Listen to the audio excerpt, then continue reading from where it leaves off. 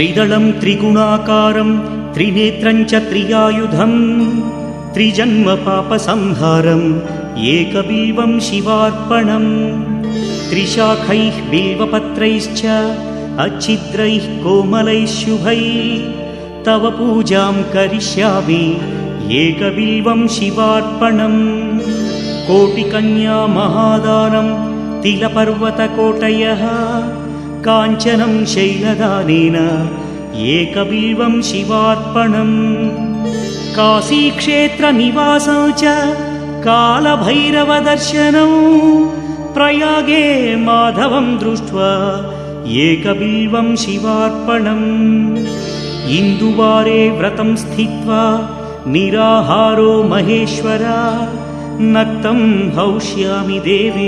ಇದೇ ರೀತಿಯ ಹೆಚ್ಚಿನ ವಿಡಿಯೋಗಳಿಗಾಗಿ ನಮ್ಮ ಬೆಳದಿಂಗಳು ಕ್ರಿಯೇಷನ್ ಯೂಟ್ಯೂಬ್ ಚಾನಲ್ಗೆ ಸಬ್ಸ್ಕ್ರೈಬ್ ಮಾಡಿ, ಲೈಕ್ ಮಾಡಿ, ಶೇರ್ ಮಾಡಿ, ಹಾಗೆ ಬೆಲ್ ಬಟನ್ನ ಒತ್ತೋದನ್ನು ಮರಿಬೇಡಿ. ಮುಂದಿನ ವಿಡಿಯೋದಲ್ಲಿ ಮತ್ತೆ ಸಿಗೋಣ. ಧನ್ಯವಾದಗಳು.